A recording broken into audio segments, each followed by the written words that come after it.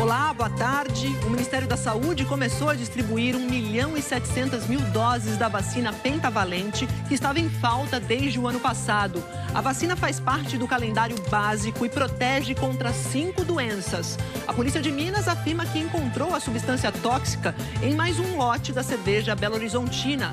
As multas pela lei seca aumentaram quase 50% em 2019 em São Paulo.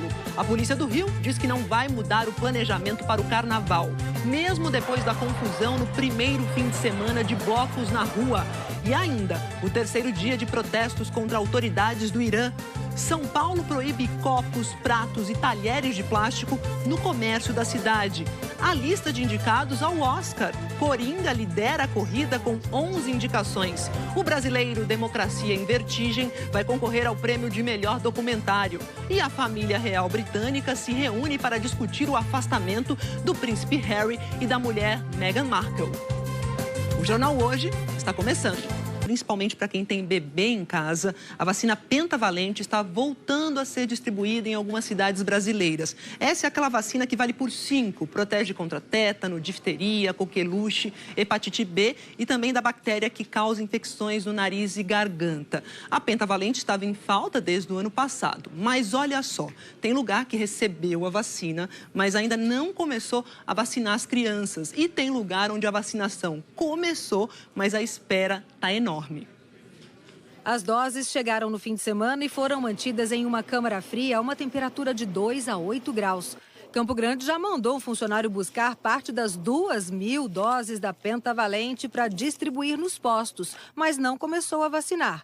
No estado, a distribuição começa hoje, mas cada cidade vai definir o seu cronograma de vacinação. As vacinas são mantidas numa câmara fria como esta, a uma temperatura de 2 a 8 graus. Mato Grosso do Sul recebeu 15.000 doses da pentavalente, mas são 35.000 crianças esperando a vacina. Cada caixa dessa aqui, olha, tem 300 doses. O estado vai distribuir para as regionais que repassarão essas vacinas para os municípios. E as que estão faltando serão substituídas por outras 2 vacinas até que o Ministério da Saúde consiga regularizar essa distribuição da pentavalente. O governo federal tomou decisão de, na falta da vacina pentavalente, distribuir a vacina DPT, que pega 3 doenças, mais acrescida da vacina da hepatite B. Em Sergipe, um lote de 13.000 doses chegou na sexta-feira, mas a vacinação ainda não começou, porque a distribuição não foi concluída. A situação é parecida em Alagoas, que precisa entregar nos postos de saúde do estado as 19.000 doses que foram fornecidas pelo Ministério da Saúde. A vacina pentavalente faz parte do calendário básico de vacinação da criança e garante proteção contra 5 doenças: difteria, tétano, coqueluche, hepatite B e a bactéria Haemophilus influenza tipo B, responsável por infecções no nariz e na garganta. Ela deve ser aplicada em bebês aos 2, 4 e 6 meses de vida. No Acre, encontramos a Thaís com o filho no colo. Ela tenta dar a Thales, de 5 meses, a segunda dose, mas não consegue. Ele só tomou uma dose da vacina, que foi dada em outra cidade, e foi a primeira. E aí, desde então, eu venho em busca da segunda dose, que já está atrasada há 2 meses.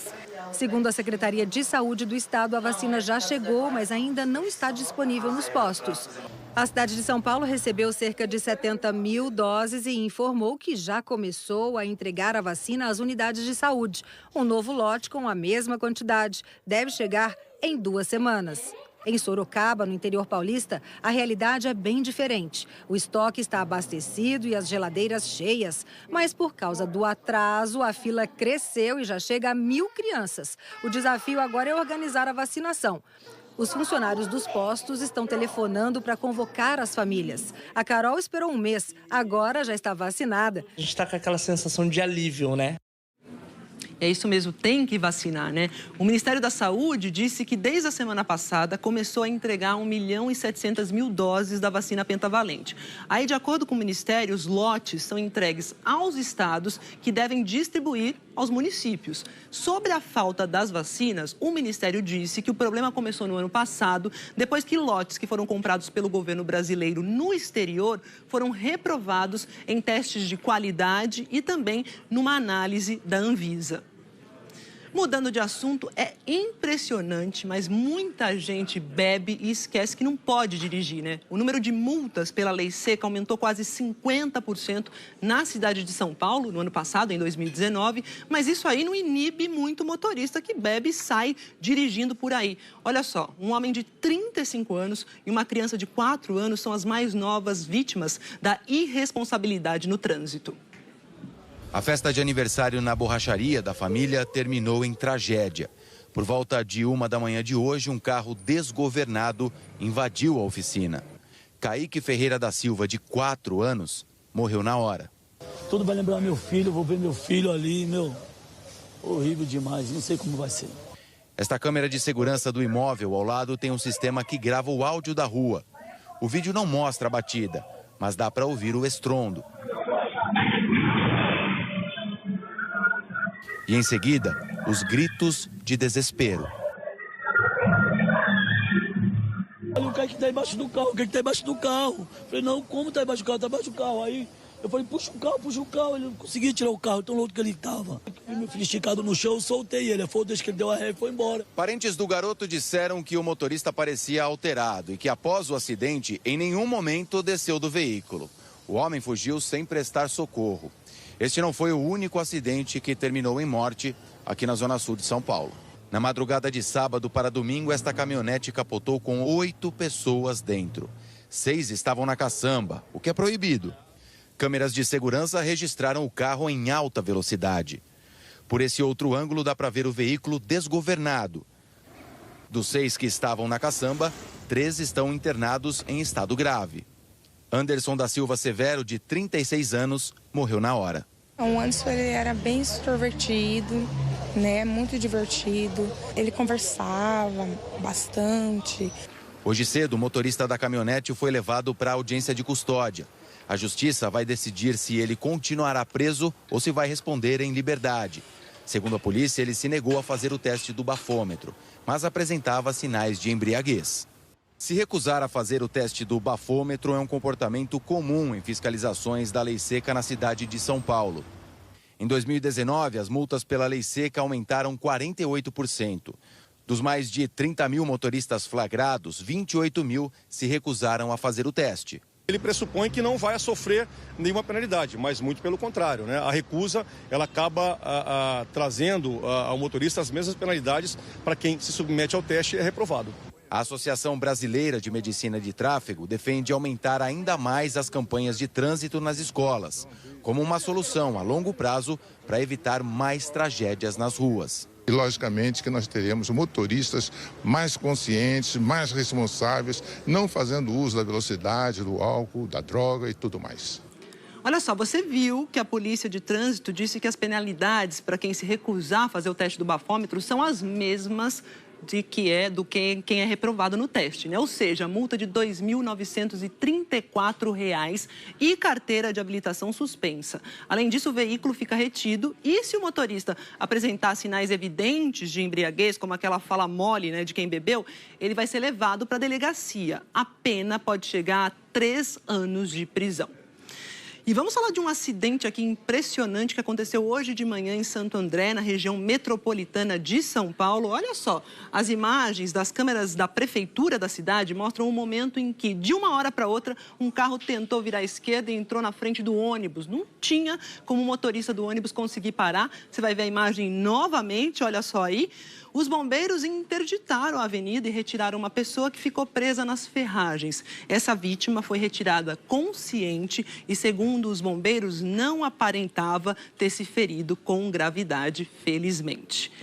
E a polícia ainda tenta esclarecer como pelo menos 40 pessoas foram enganadas quando tentavam vender os próprios carros num esquema de consignação numa loja lá de Brasília. Elas ficaram sem os veículos e sem o dinheiro. A polícia já ouviu dezenas de depoimentos de pessoas que caíram no golpe. Funcionava assim, a loja oferecia ajuda a quem queria vender o carro. Parecia uma boa oportunidade.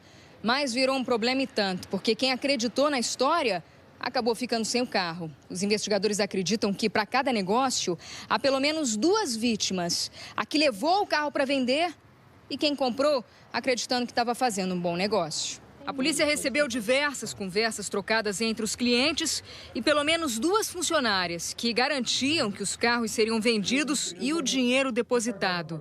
As 2 vendedoras foram indiciadas porque, segundo as investigações, ajudaram a enganar os clientes dando informações falsas. Quando essas conversas aconteceram, a loja já nem funcionava mais. A Adélia é uma das vítimas. Depois de 3 meses de espera, decidiu ir buscar o carro pessoalmente.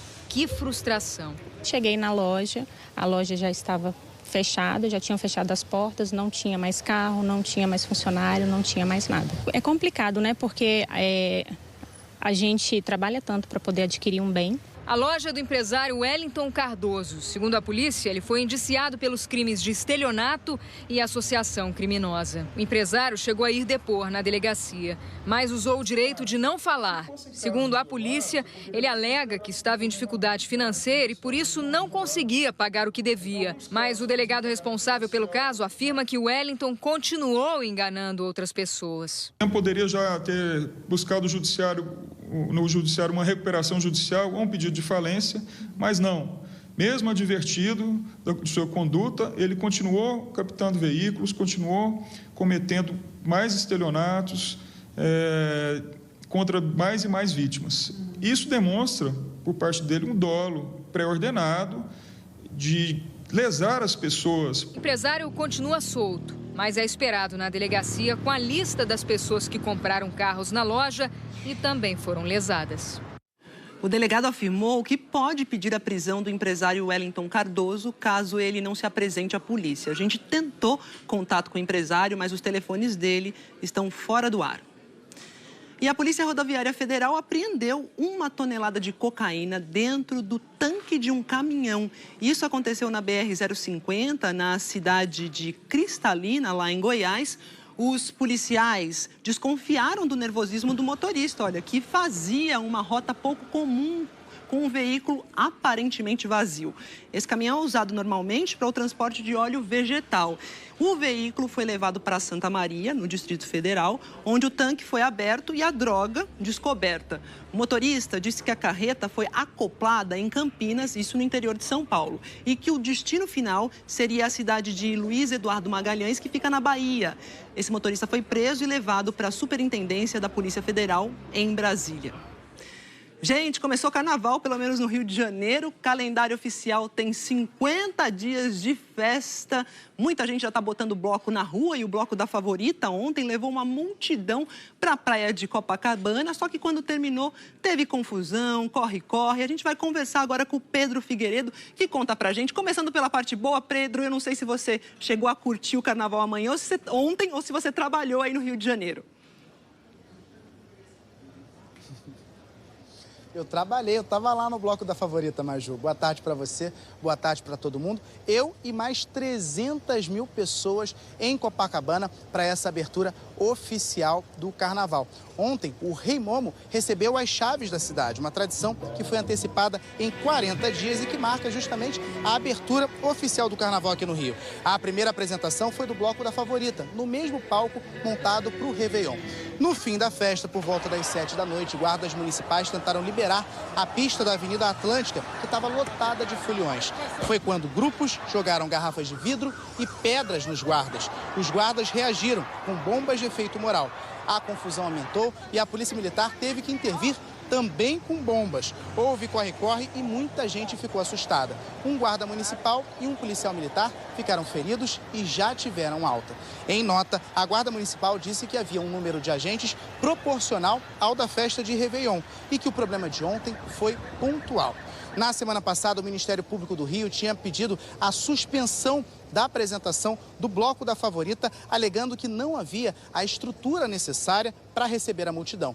A Justiça negou o pedido do MP e negou também o recurso do MP, alegando que foi a favor da liberdade de reunião e da manifestação cultural. A Polícia Civil divulgou que 28 pessoas foram presas em flagrante durante a apresentação do bloco e que 85 registraram queixa nas delegacias do bairro. Mesmo depois dessa confusão, a PM disse hoje que o planejamento já feito para o carnaval está mantido, Maju. Obrigada, Pedro. A gente torce para que seja um carnaval de paz e de alegria. Ainda tem muita festa pela frente.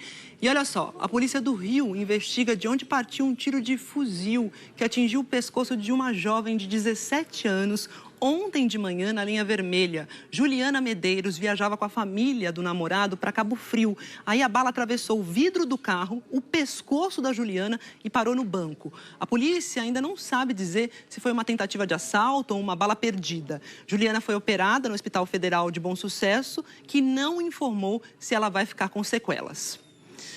Falando de chuvas de verão, agora é nosso assunto. Chuvarada no domingo no interior de São Paulo provocou problema sério. Uma mulher morreu afogada, gente, dentro do carro em Mogi-mirim, isso perto de Campinas. Em outras regiões também teve problemas, igreja destelhada, faculdade alagada, concessionária inundada. Você vai ver os detalhes na reportagem. Este córrego de Mogi-mirim, na região de Campinas, que hoje amanheceu com muito lixo, transbordou ontem à noite. Segundo os bombeiros, este carro foi arrastado pela correnteza e a motorista não conseguiu sair. Maria Elizabeth Felizardo Mazon tinha 60 anos.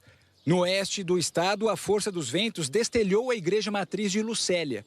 A igreja está interditada porque o telhado corre o risco de desabar, segundo os bombeiros. Perto dali, em Presidente Prudente, a chuvarada da tarde de domingo surpreendeu quem passou pelo principal parque da cidade.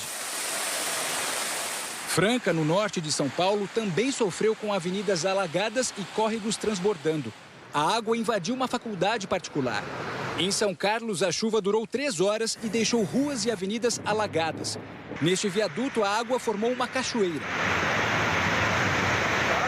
Um ciclista ficou ilhado.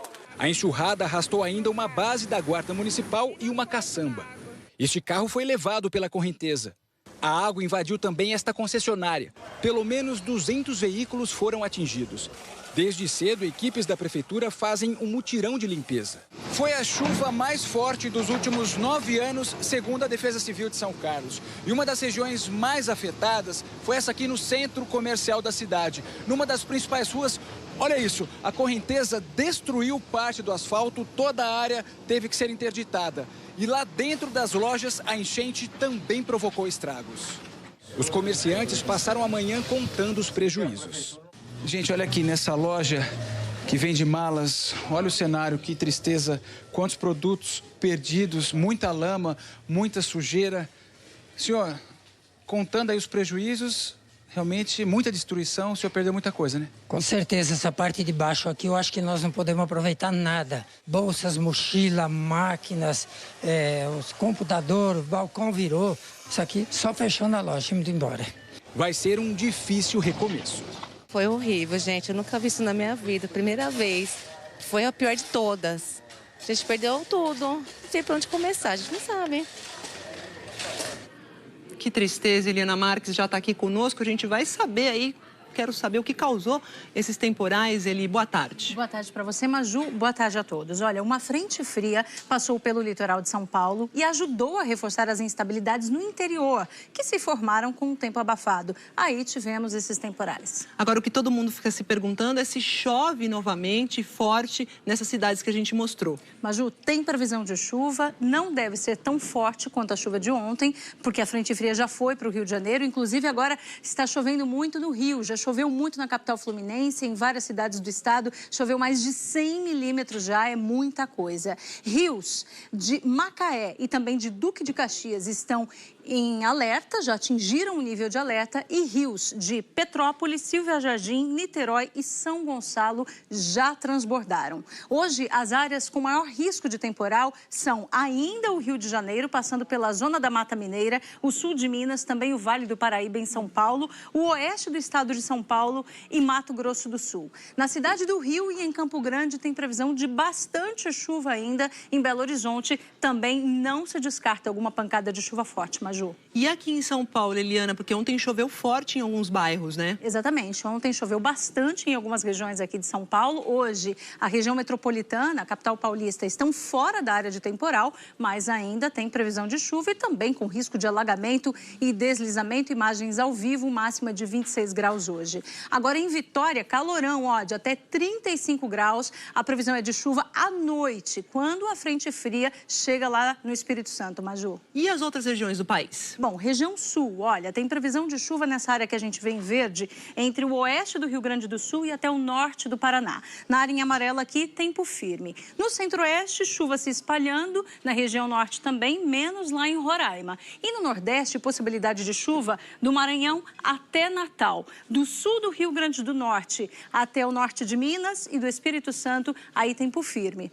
Em Salvador, sol o dia todo também. A gente tem imagens ao vivo de lá, olha que bonito. Máxima de 32 graus na capital baiana. E no sul do país, as 3 capitais ficam sem chuva e com tempo abafado, Maju. Sul sem chuva, agora eu quero pular para amanhã. O que a gente destaca? Bom, amanhã temos temporais de novo. Alerta aqui em 3 regiões. Olha, uma pega parte do Espírito Santo, vai até o oeste do Paraná, também pega parte de Mato Grosso do Sul. A outra vai do norte de Mato Grosso até a região central do Amazonas e também aqui em parte do Amapá e do Pará.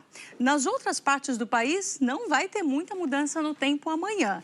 E aí as capitais que estarão na rota do temporal na terça-feira são essas daqui, olha, Porto Velho, Rio Branco, Manaus, Belém e Macapá, todas lá na região norte, Maju. Rota do temporal, agora eu vou para a rota do gelo, Eliana. Vamos lá para a Antártica, obrigada e até amanhã, porque a base brasileira na Antártica vai ser reinaugurada amanhã. Ela foi destruída, né, em um incêndio, isso há 8 anos. Eu vou ao vivo para lá conversar com Vinícius Leal, que já está aí nessa paisagem maravilhosa, cheio de cachecol. Boa tarde, Vinícius. Tudo pronto aí para a reinauguração? Boa tarde, Maju. Boa tarde a todos. Tudo pronto. Já teve ensaio aqui. Hoje à tarde vai ser o último ensaio antes da cerimônia oficial marcada para amanhã. E esse aqui é o local da cerimônia. Aqui essa estrutura inteira foi trazida do Brasil. Parte veio de navio, parte veio de avião. Tudo isso montado aqui bem em frente já à nova Estação Antártica Comandante Ferraz. Uma estação com aços especiais pré-moldados que vieram da China. São 4.500 metros quadrados. Nós somos a primeira emissora de TV a ter acesso à parte de dentro, as imagens que vocês veem agora já dos laboratórios prontinhos para funcionar, corredores. Ainda tem 70 chineses trabalhando ali para fazer os últimos testes das instalações para tudo começar a funcionar já para o próximo verão antártico. E aqui a cerimônia, aqui está a enseada Martel, que é por onde a gente chegou, o navio da Marinha do Brasil, Almirante Maximiano, que nos trouxe nesses 6 dias de viagem, está ali também já a postos. A cerimônia está marcada para 5 da tarde de amanhã, horário de Brasília, já com presença confirmada do vice-presidente da República, Hamilton Mourão, e os ministros de Ciência e Tecnologia, da Defesa e da Infraestrutura. E nós vamos acompanhar todo esse momento importantíssimo aqui para a ciência brasileira, com esses 17 novos laboratórios que vão ser inaugurados. A estação antes do incêndio tinha apenas 7. Isso vai ampliar bastante a capacidade de pesquisa em biodiversidade, geologia, para abastecer a medicina, indústria farmacêutica, cosmética, agricultura do Brasil. A gente acompanha tudo daqui. Eu volto com você, Maju. Obrigada, Vinícius. Aproveita aí, mais pesquisa, mais ciência, isso é importante. Da Antártica, a gente vai para as Filipinas. As cinzas do vulcão Taal, lá nas Filipinas, estão causando transtornos no país. Vejam só, 24 mil pessoas que vivem no entorno do vulcão tiveram que sair de casa. Escolas e empresas ficaram fechadas hoje. A capital do país, que é Manila, que fica a cerca de 70 quilômetros do vulcão, também foi atingida pelas cinzas. As pessoas precisaram usar máscaras e lenços para conseguir respirar melhor na cidade. Nesse momento, o nível de alerta é 4, em uma escala que vai até 5, né? Isso significa um alerta iminente para erupção. O Taal é um dos menores vulcões ativos no mundo. Agora a gente fala sobre Irã, Estados Unidos, porque o governo do Irã rejeitou hoje as mensagens enviadas pelo presidente americano Donald Trump de apoio aos iranianos, né? Você está acompanhando, o Irã enfrenta protestos pelo 3º dia seguido. Essas manifestações começaram depois que os militares admitiram que derrubaram sem intenção um avião ucraniano com 176 pessoas a bordo. Os iranianos, né, admitiram isso. De Nova York, o Ismar Madeira tem as informações. Oi, Ismar, e vamos falar sobre isso. Continua aí as trocas de farpas entre Irã e Estados Unidos, né? Guerra também de palavras, né? Boa tarde. Oi, Maju, boa tarde para todos. E um porta-voz do governo do Irã disse que o presidente americano estava derramando lágrimas de crocodilo e que o povo iraniano se lembraria de que Trump matou um grande general e que é o responsável por desafios econômicos que o país enfrenta. Foi uma reação à mensagem que Donald Trump dirigiu aos líderes iranianos. Em inglês e em persa, o principal idioma do Irã, ele escreveu: "Não matem seus manifestantes" e ainda "deixem os repórteres circularem livremente".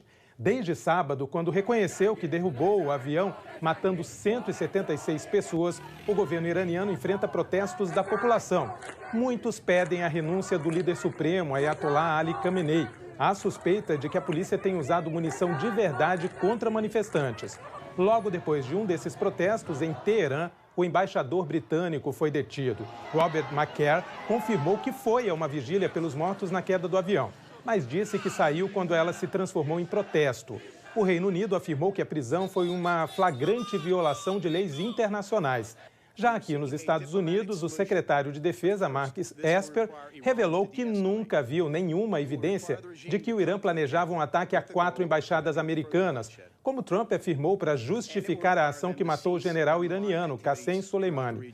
O presidente não comentou. E no Iraque, 8 foguetes atingiram ontem a pista de uma base aérea ao norte de Bagdá, que também abriga tropas americanas. 4 iraquianos ficaram feridos nesse novo ataque, Maju. Obrigada, Ismar. E olha, no podcast O Assunto de hoje, a Renata Lopretti conversa com a nossa colega Miriam Leitão sobre o impacto do conflito entre Estados Unidos e Irã no preço do petróleo. E vai ser realizada hoje em Moscou uma reunião muito importante para tratar da situação da Líbia, que é um país lá do norte da África que está dividido. A Rússia está intermediando o diálogo entre as duas frentes que disputam o governo por lá. A reunião vai ser coordenada pela Rússia com o apoio da Turquia. O chefe do governo da Líbia, reconhecido pela ONU, Fayez Sarraj, já se encontrou com os ministros das Relações Exteriores da Rússia e da Turquia. Já o general Khalifa Haftar, que domina o leste da Líbia, deve chegar a Moscou nas próximas horas. O conflito no país cresceu há 9 meses, quando as forças leais ao general Haftar começaram uma ofensiva para conquistar a capital Trípoli. Desde ontem está valendo um cessar-fogo na Líbia. A presidente da Comissão Europeia, Ursula von der Leyen, comemorou hoje a trégua que chamou de primeiro passo na direção certa para encerrar o conflito.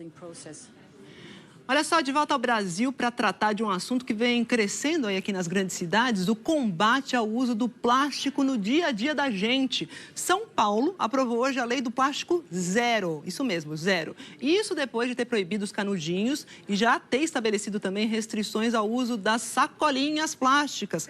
A Bruna Vieira está aqui para conversar conosco. É isso mesmo, Bruna? Agora copo, garfinho, colher, canudinho e até aqueles misturadores de café, né, que são moda, de chá e também, nada disso vai mais poder ser usado aqui na capital. Como é que vai funcionar? Boa tarde.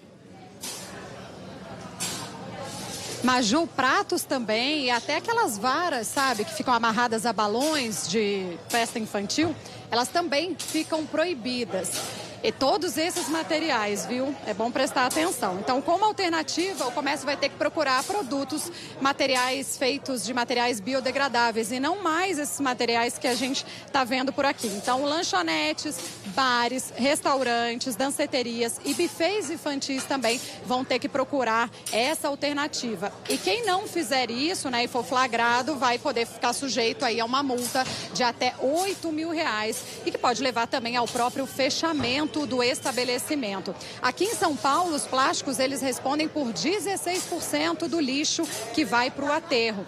E em outras cidades brasileiras também há essa proibição do uso do plástico em objetos e utensílios. Em Fernando de Noronha, por exemplo, o decreto do plástico zero desde abril do ano passado, por conta dele a gente não encontra mais em pousadas sacolinhas e copos plásticos. No Rio de Janeiro, a Associação de Supermercados do Estado diz que 1 bilhão de sacolinhas plásticas já deixaram de ser distribuídas ali nos supermercados nos últimos 6 meses. Agora, sobre esse cenário aqui que a gente está vendo aqui na frente, né, numa padaria, a gente ainda deve continuar vendo por pelo menos 1 ano. Isso porque o comércio vai ter um tempo para se adaptar, para poder substituir todo esse material plástico nos copos, nos talheres, nos pratinhos, nos misturadores. Então, a fiscalização começa em janeiro do ano que vem, Maju. Então, 1 ano para todo mundo se adaptar aqui em São Paulo à nova lei. Obrigada, viu, Bruna? Até mais.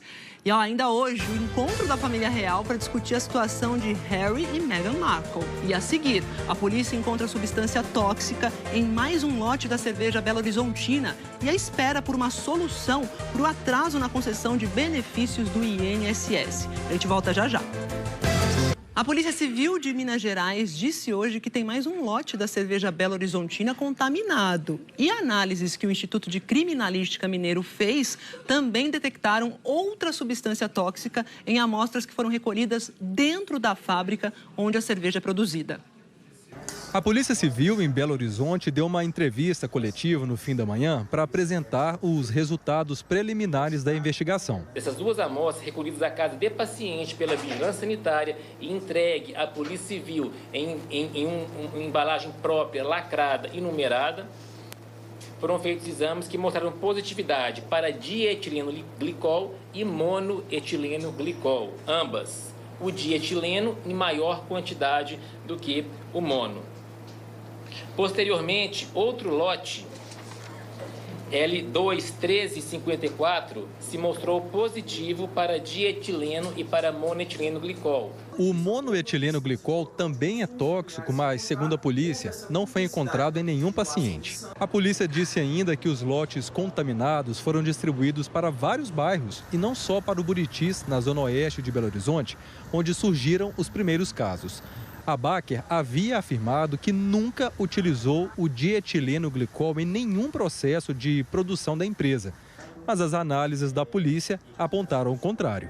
A empresa trabalha com monoetileno glicol, inclusive tem notas fiscais nesse sentido, e foi recolhida uma amostra de 1 galão lá que deu positivo para o monoetileno glicol. E no chiller, que seria um tanque, né, doutor? Um tanque de refrigeração deles lá, foi recolhida a amostra e deu positivo para o mono e o dietileno glicol. A polícia não descarta a possibilidade de sabotagem, mas essa hipótese vai ficar para uma outra fase da investigação. Hoje, a Vigilância Sanitária de Belo Horizonte começou a receber garrafas da cerveja Belo Horizontina. Consumidores que têm a bebida em casa podem procurar um dos 9 endereços disponíveis da capital para entregar as cervejas. Felipe fez isso logo cedo. Teve o consumo dessa cerveja no Natal, no dia 25, e posterior a isso, no dia 27 de manhã, eu passei mal, tive náusea, enjoo. Minha esposa vomitou também e minha irmã de João Pessoa, que estava com a gente, sentiu dores de cabeça e náusea. 10 pessoas apresentaram sintomas da doença que causa insuficiência renal e provoca problemas neurológicos. Uma delas morreu na semana passada. Os primeiros casos surgiram no fim de dezembro. A Polícia Civil disse que há a possibilidade de outras 10 pessoas entrarem para o inquérito porque apresentaram os mesmos sintomas de intoxicação. A orientação é para que as pessoas não descartem a cerveja em casa. Às vezes a pessoa vão descartar no lixo comum, outra pessoa pode pegar. E também eu acho que é importante, né, a gente ter esses produtos para dar continuidade às investigações. Olha, a Baker, que é a cervejaria que fabrica a Belo Horizontina, disse que não vai comentar, por enquanto, as novas informações reveladas pela polícia. O ministro Paulo Guedes fez hoje a primeira reunião de trabalho de 2020 com a equipe econômica do governo. Quem tem mais informações é a Raquel Porto Alegre, lá em Brasília. A gente vai conversar com a Raquel. Raquel, Boa tarde. Tem uma questão aí que muita gente está aguardando resolução, né? Que é o atraso lá no INSS, quase 2 milhões de trabalhadores esperando aí na fila para conseguir benefícios, né? Alguma solução à vista para isso? Boa tarde.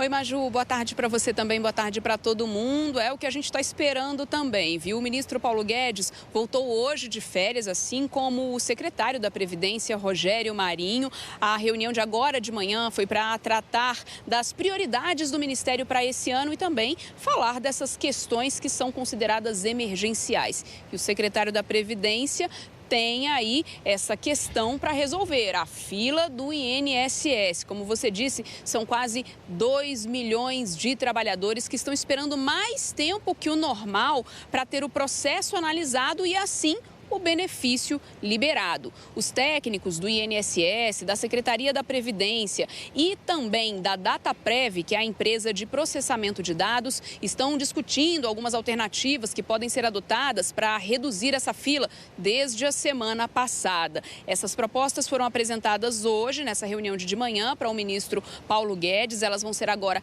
analisadas. Na quarta-feira tem uma nova reunião de técnicos e depois disso é que vai se definir se alguma medida vai ou não ser adotada e também anunciada ainda esta semana. Estamos validando as propostas e possibilidades internamente e quarta-feira a gente conversa. Desde segunda-feira passada que a gente está trabalhando, porque tudo envolve orçamento, estrutura organizacional. Então a gente precisa ter essa responsabilidade de conversar internamente e buscar o respaldo técnico e jurídico. Aí, gente, 2020, ano de eleições municipais, prefeitos, vices e vereadores, né? Mesmo assim, um grupo de ministros, nesse ano de eleição para prefeito, para vice, para vereador, está bem otimista, acreditando que é possível aprovar as reformas tributária e administrativa. E é isso, esse é o nosso papo hoje com a Andréa Sadi, que está no Rio de Janeiro. Andréa Sadi, boa tarde. Vamos lá, a expectativa é essa de alguns ministros, né? Momento expectativa versus realidade. Expectativa é aprovar essas reformas. Agora eu quero saber de você aí, qual que é a realidade? Eles combinaram aí com os russos? Vai rolar a aprovação dessas reformas? Boa tarde.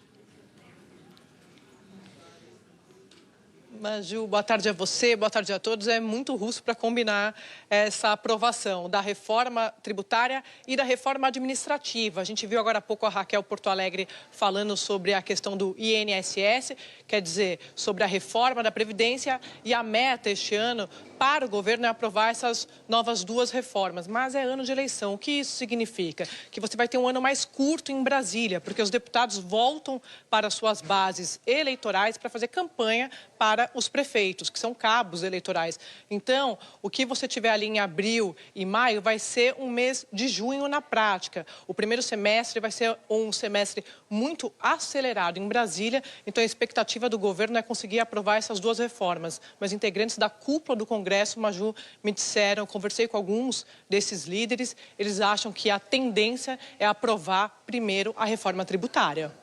Pois bem, Sadi, você falou aqui conosco no JH, né, que o ministro Paulo Guedes vai lá para Davos para vender uma imagem positiva do Brasil, né, mostrar a casa arrumada. E eu quero saber se essas reformas aí devem ser comentadas ele vai comentar sobre essas reformas lá em Davos.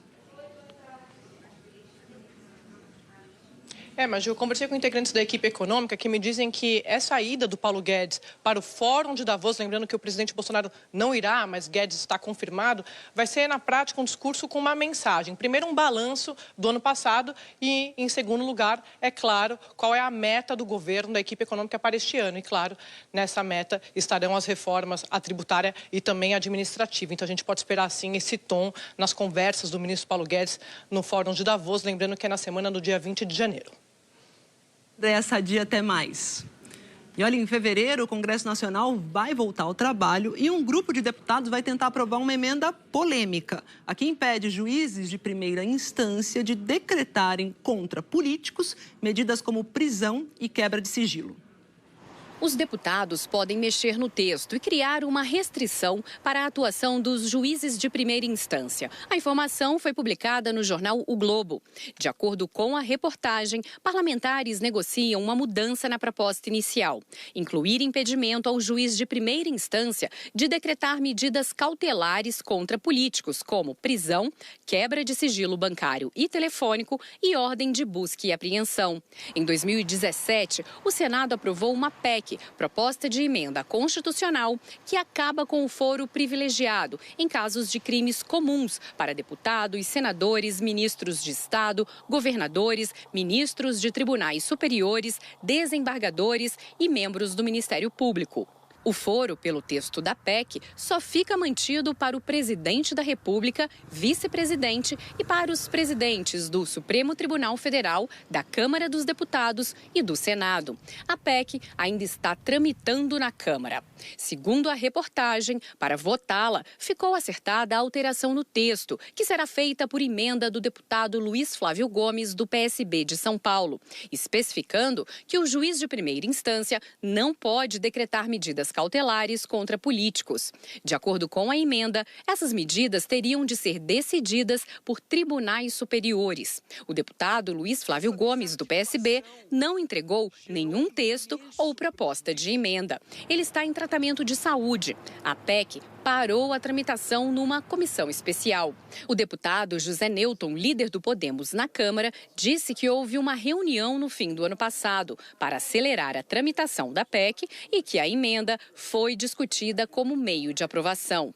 Esperamos que possa entrar em pauta logo agora, no início de fevereiro. Em maio de 2018, o Supremo Tribunal Federal restringiu o foro privilegiado para os parlamentares. Desde então, os deputados e senadores só são investigados no Supremo quando o suposto crime é relacionado ao mandato e cometido durante a permanência no cargo. Fora isso, eles já perderam o foro. Se a emenda for apresentada e aprovada na Câmara, o texto volta para o Senado. O senador Álvaro Dias, autor da PEC, disse que, se apresentada, a emenda vai tirar força da PEC, que acaba com privilégios, mas que o Senado poderá deliberar novamente. É melhor votar com esta emenda do que deixar na gaveta.